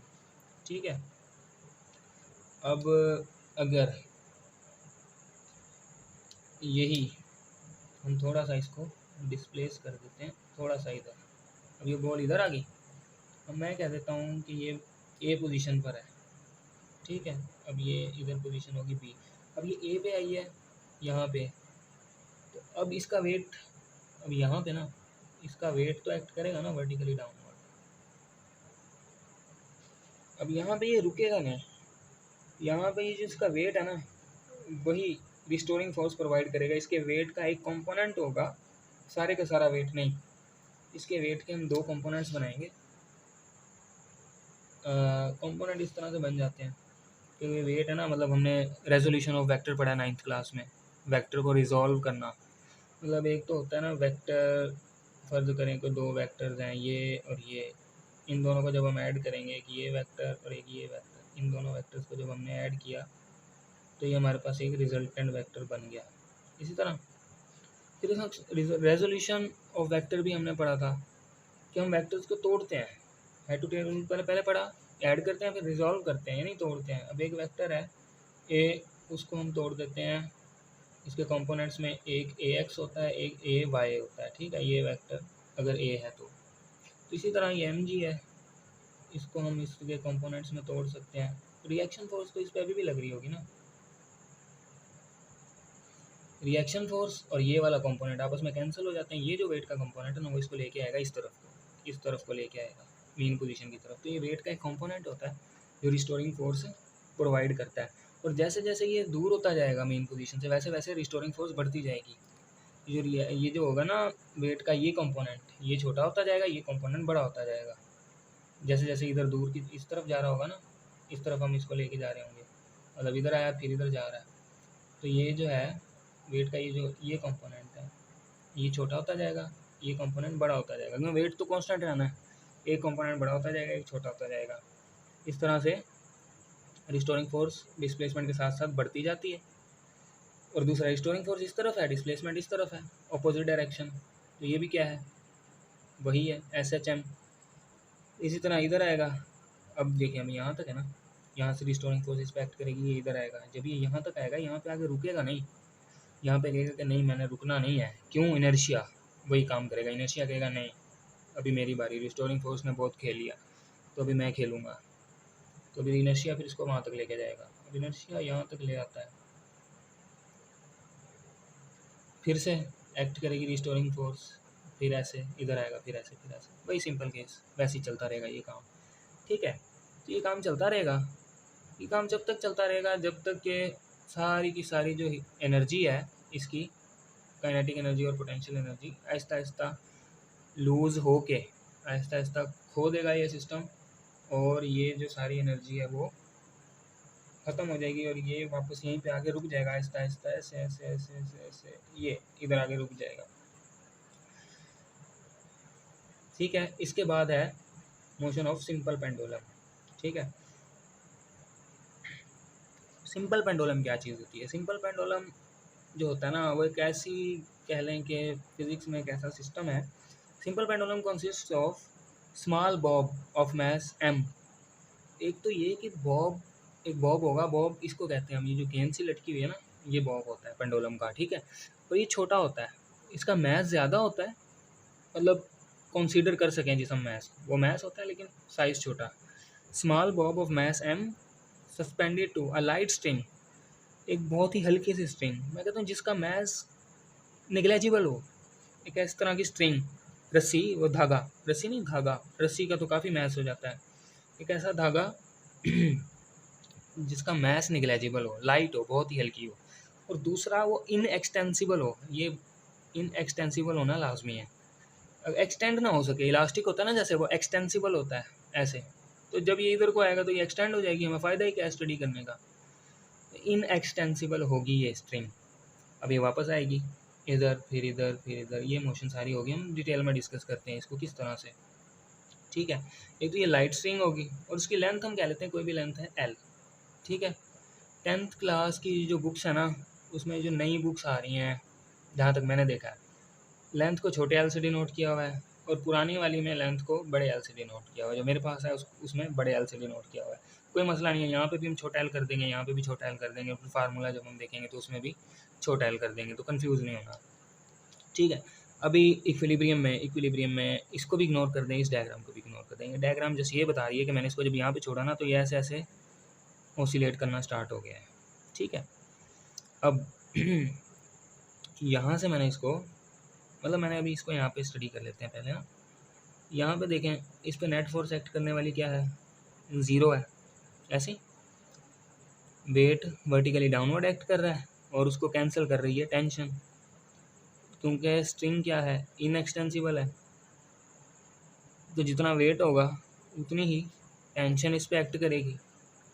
वेट और टेंशन आपस में एक दूसरे को कैंसिल कर देंगे, नेट फोर्स 0, लिहाजा ये बॉब कोई मोशन परफॉर्म नहीं करेगा, बॉब यहीं पे लटका रहेगा अगर हम इसको डिस्टर्ब नहीं करते कभी। अच्छा, अब हम कहते हैं कि हमने ना इसको थोड़ा सा ऐसे ना डिस्प्लेस किया, यहाँ से यहाँ तक मैं लाया बॉब को ए पोजीशन की तरफ। ठीक है, ए पोजीशन पे ला के मैंने इसको जैसे ही छोड़ा ना, मतलब मैंने कहता हूँ मैं इसको ए पोजीशन की तरफ लाया तो मैंने इसको एक एंगल थीटा तक डिस्प्लेस किया है। यहाँ से यहाँ तक लाया, मैंने इसको छोड़ दिया, तो क्या करेगा ये, यहाँ से यहाँ तक मेन पोजीशन क्या है वजह से आएगा। भाई क्यों आएगा मेन पोजीशन की तरफ ही? क्यों? क्योंकि इस पर कोई ना कोई फोर्स एक्ट करेगी। अब वो फोर्स हमारे ज़िम्मे है कि हमने वो फोर्स जो है वो ढूंढ के निकालनी है भाई, कि वो फोर्स कौन सी फोर्स है जो यहाँ पे इसके ऊपर लग रही है। देख लेते हैं हम थोड़ी सी, ये फोर्स भाई कौन सी फोर्स है, इसको ये जो वेट है ना mg, इसके मैं कंपोनेंट्स बनाने लगा हूँ, इसको कंपोनेंट्स में रिजॉल्व करूँगा, परपेंडिकुलर कंपोनेंट्स में रिजॉल्व करूँगा। तो ये इसके मैंने कंपोनेंट्स बना दिए, ये एक कंपोनेंट और ये दूसरा कंपोनेंट। अब देखें ये mg था ब्लू वेक्टर, इसका ये कंपोनेंट होगा। अच्छा ये एंगल थीटा, यही वाला एंगल हमने इधर लेना है, ठीक है, कोई नया एंगल नहीं बना देना, कोई इधर या इधर कोई एंगल नहीं लेना। ये जो ये एंगल थीटा है वही हमने इधर, देखें ये दोनों लाइन आपस में पैरेलल हैं, और फिर मतलब ये लाइन और ये लाइन जो एंगल बना रही है, अगर ये लाइन आपस में पैरेलल है तो ये और ये लाइन भी तो आपस में पैरेलल है। पर अब ये ब्लैक लाइन इस ब्लू वाली के पैरेलल है और ये इसके पैरेलल है, मतलब जो इन दोनों के दरमियान एंगल होगा वही इन दोनों के दरमियान भी एंगल होगा, ये एंगल भी थीटा वही एंगल होगा, ठीक है। तो ये जो रेड वेक्टर है ये वाला, ये एंगल तो थीटा हो गया। अब ये जो रेड वेक्टर है, अच्छा इसको मैं ग्रीन कर देता हूँ आसानी के लिए। ये जो ग्रीन वेक्टर है ना, इसको हम कहेंगे mg, थीटा के साथ वाला कौन सा होता है, cos component, mg cos theta. ये वेक्टर mg कॉस थीटा है, और ये वाला जो वेक्टर होगा ये होगा mg साइन थीटा, ठीक है। तो देखें ज़रा एक बात गौर करें, mg cos थीटा स्ट्रिंग के पैरेलल है, मतलब स्ट्रिंग में जो टेंशन होगी ना वो इस mg cos थीटा की वजह से होगी, टेंशन। और ये टेंशन और mg cos थीटा आपस में एक दूसरे को कैंसिल कर देंगे, ये और ये, मतलब ये टेंशन और ये mg cos थीटा आपस में एक दूसरे को कैंसिल करते हैं।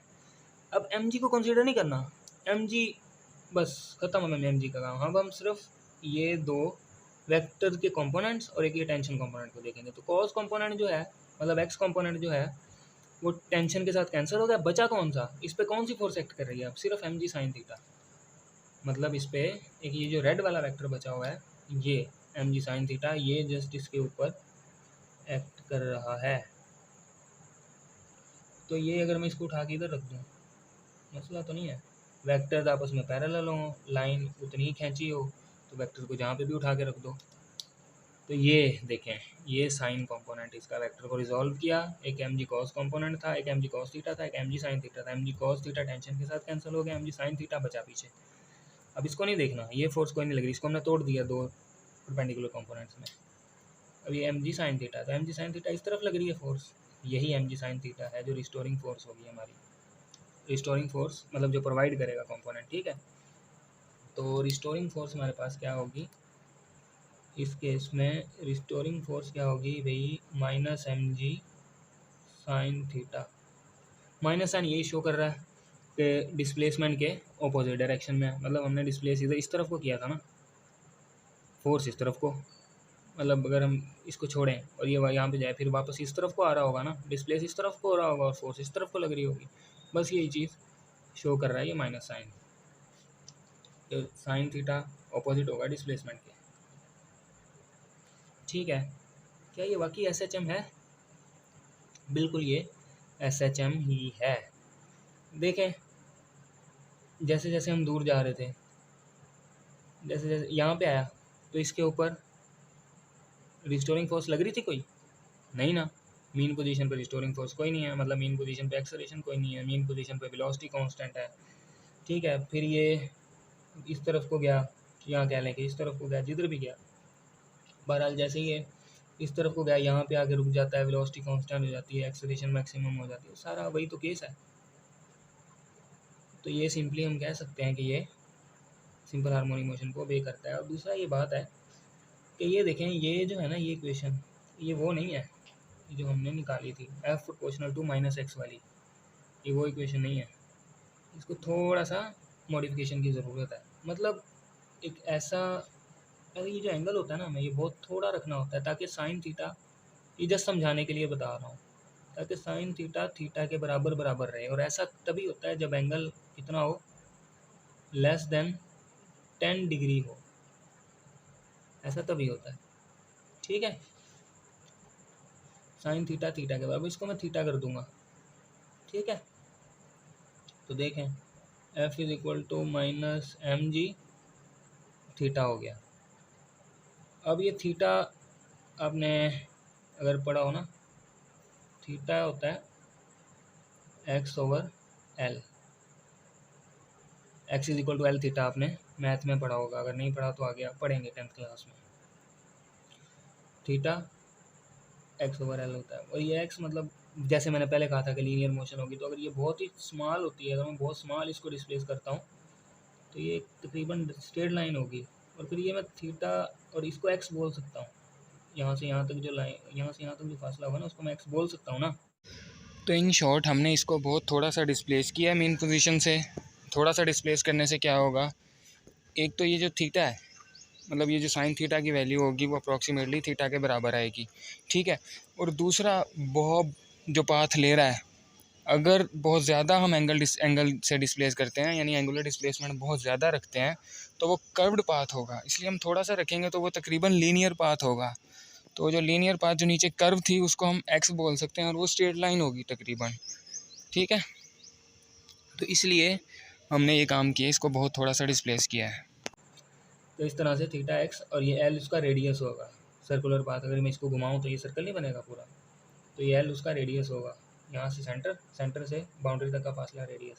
तो थीटा की जगह अगर मैं एक्स ओवर एल रख दूँ तो ये minus M G X over L.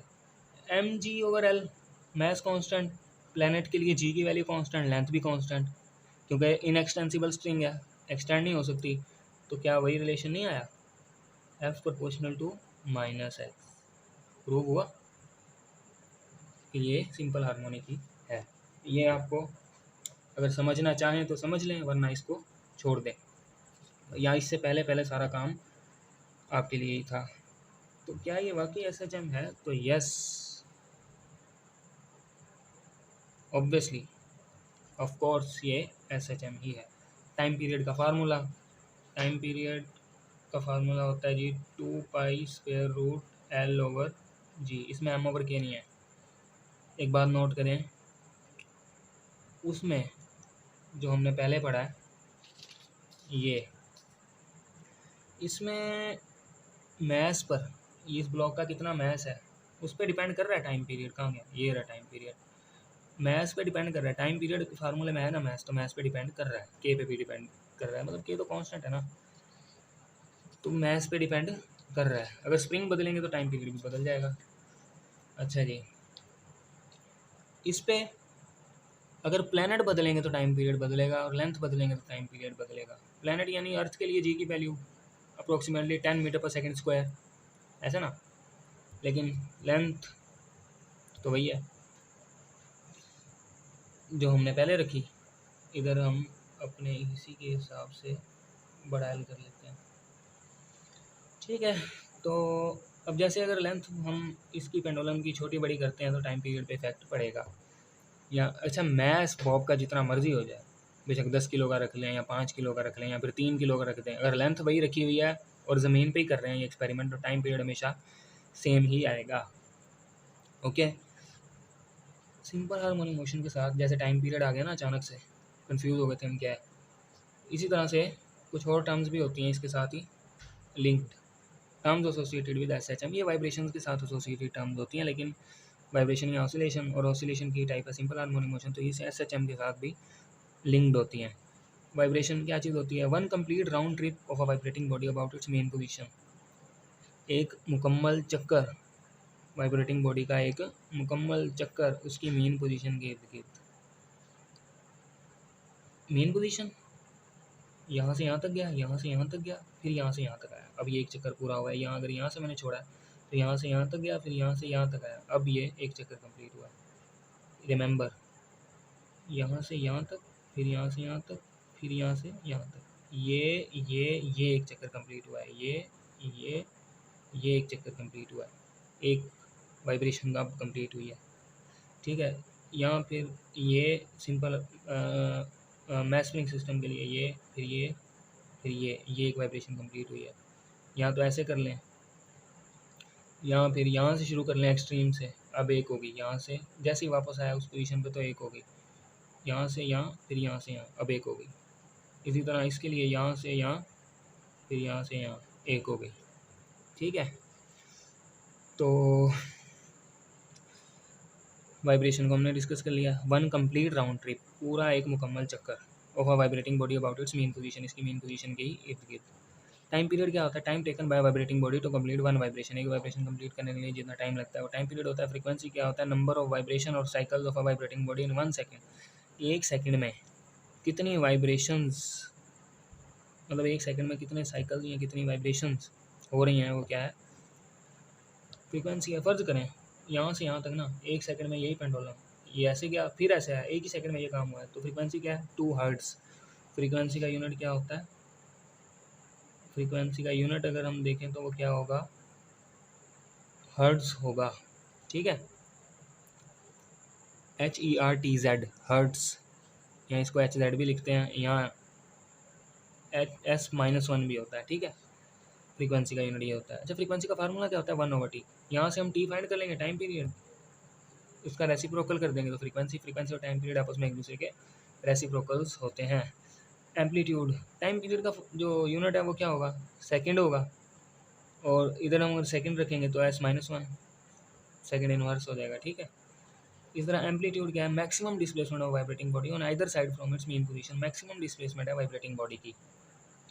फर्ज करें यहाँ से यहाँ तक है ना मैक्सिमम, तो यही एम्पलीट्यूड है।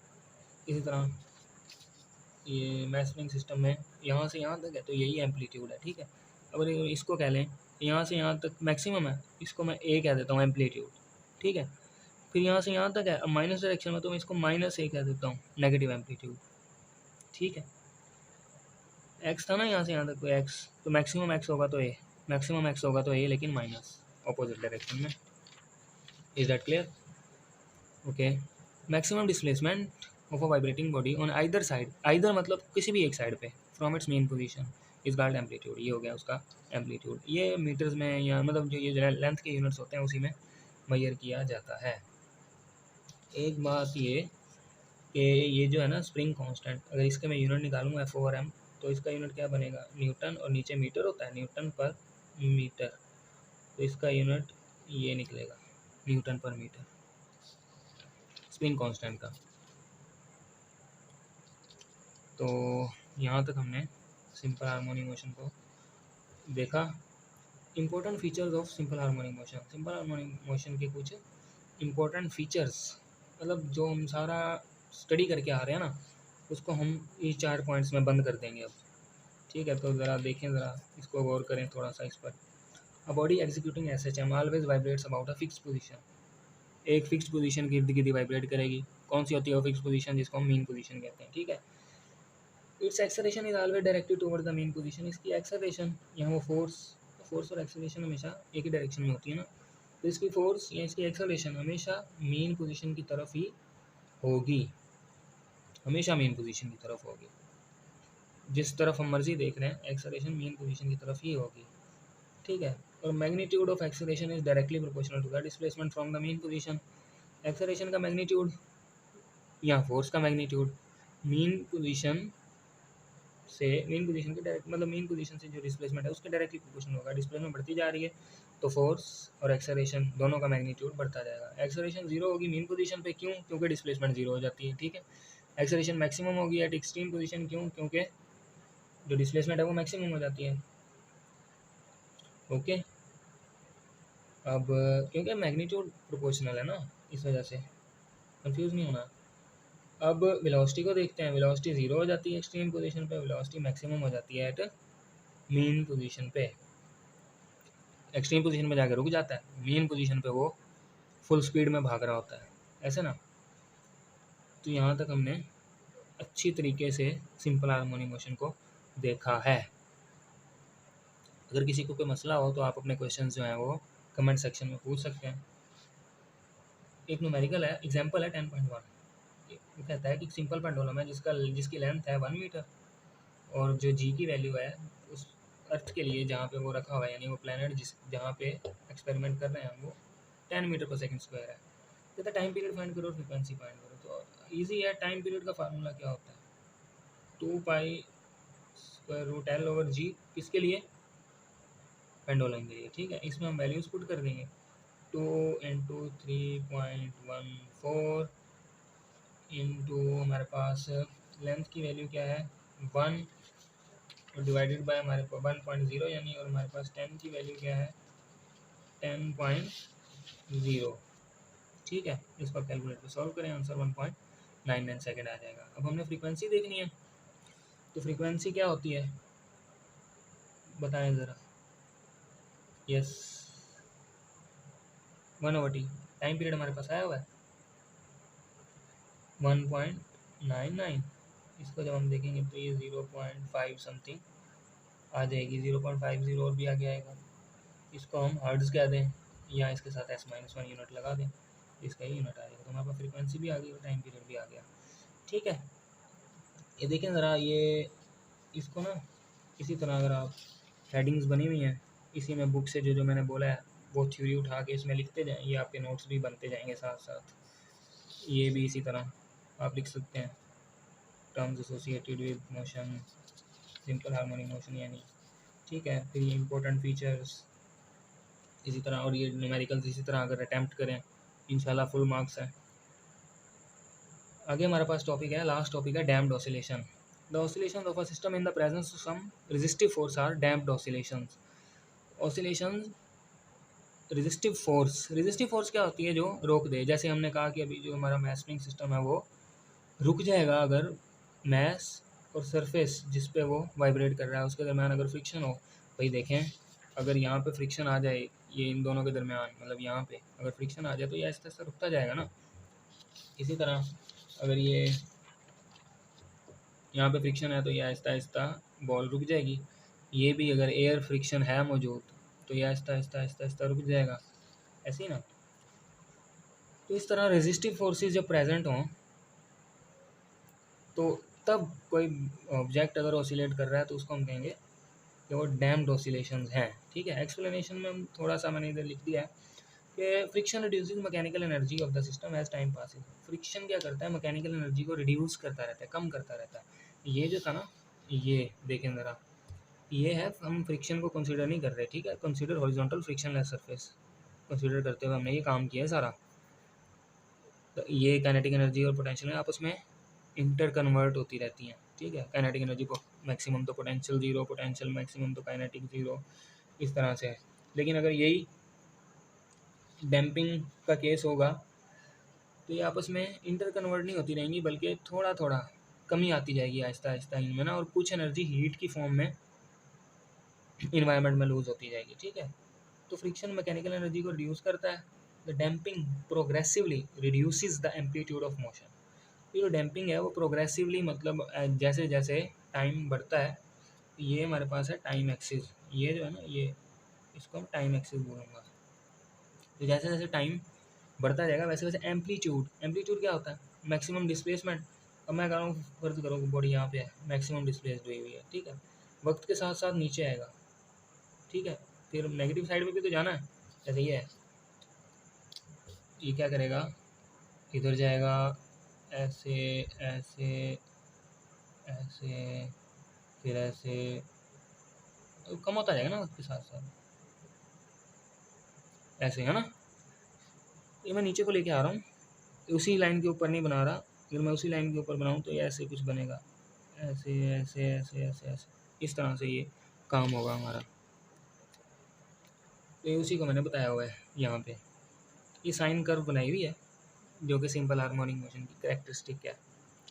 भाई सारी की सारी पीरियोडिक मोशन की करेक्टरिस्टिक नहीं है, ये सिर्फ जो है हमारा सिंपल हार्मोनिक मोशन उसी की करेक्टरिस्टिक है ये कर्व। ठीक है, तो देखें ज़रा, वक्त के साथ साथ एम्पलीट्यूड, यहाँ पे एम्पलीट्यूड सबसे ज़्यादा है, अब एम्पलीट्यूड थोड़ा सा कम हो गया, और कम हो गया, अब और कम हो गया, अब और कम हो गया, और कम हो गया, और कम हो गया, और आहिस्ता आहिस्ता रुक जाएगी ये बॉडी वाइब्रेट कर रही है ना, ऐसे ऐसे ऐसे एम्पलीट्यूड कम होता जा रहा है। ठीक है, ये होती है डैम्प्ड ऑसिलेशन। ठीक है, इसकी एप्लीकेशन है एक शॉक एब्जॉर्बर, गाड़ियों में लगे होते हैं, जैसे मोटरसाइकिलों की शाखें देख लें वो भी।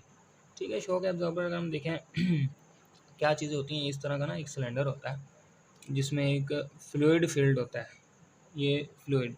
अब क्या होता है कि जैसे ही पिस्टन इसके ऊपर, ये देखें इस तरह, जैसे ही पिस्टन इसके ऊपर फोर्स लगा ये गाड़ी है, और ये जैसे ही जंप आता है ना, तो गाड़ी जब नीचे अगर ज़मीन के साथ लगेगी तो तो लगेगी तो वापस उछलेगी, ऐसे ऐसे। तो ये वायोलेंट वाइब्रेशंस होंगी।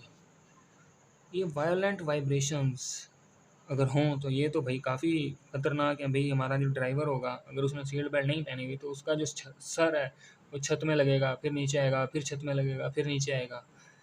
तो इस चीज़ से बचने के लिए डैम्पर्स या डैम्प्ड ऑसिलेटर, मतलब शॉक एब्जॉर्बर्स कह लें हम इनको, तो ये हम यूज़ करते हैं। अब ये करते क्या हैं कि जैसे ही ये देखें, ये कार एक्सेल के साथ, मतलब टायर के साथ तकरीबन ये लगा हुआ होता है, और ये कार फ्रेम जो ऊपर जहाँ पे ड्राइवर बैठा होता है ऊपर वाली जगह ये उसके साथ लगा होता है। तो जैसे ही शॉक आता है ना, तो जैसे ये ज़मीन के साथ लगता है, अब ये ऊपर वाली बॉडी जो है कार फ्रेम वो उसके साथ ही ज़मीन के साथ नहीं लगता।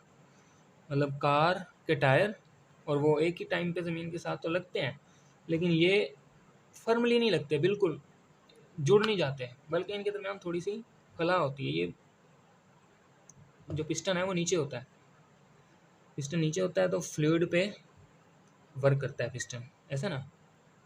नतीजा क्या होता है कि हीट की फॉर्म में कुछ एनर्जी रिलीज़ हो जाती है और वाइब्रेशन आहिस्ता आहिस्ता कम होने लग जाती हैं। तो ये होते हैं डैम्प्ड ऑसिलेशंस। ठीक है, यहाँ तक हमारा सारा का सारा इस चैप्टर का जो भी है सिंपल हार्मोनिक मोशन में वो कवर हो चुका है। सिंपल हार्मोनिक मोशन ये कवर हो चुका है हमारे पास। अब जस्ट ये वेव्स वाला एक पोर्शन रह गया है, तो इंशाल्लाह नेक्स्ट वीडियो में वेव्स वाला पोर्शन भी कंप्लीट करेंगे। आप लोगों से रिक्वेस्ट है, अगर आप लोगों को लेक्चर अच्छा लगा है, समझ आई हैं बातें, तो चैनल को सब्सक्राइब कर दें, बेल आइकन को प्रेस कर लें ताकि आने वाली लेटेस्ट वीडियोज़ आप तक पहुंचती रहें। Thank you so much. अल्लाह हाफिज़।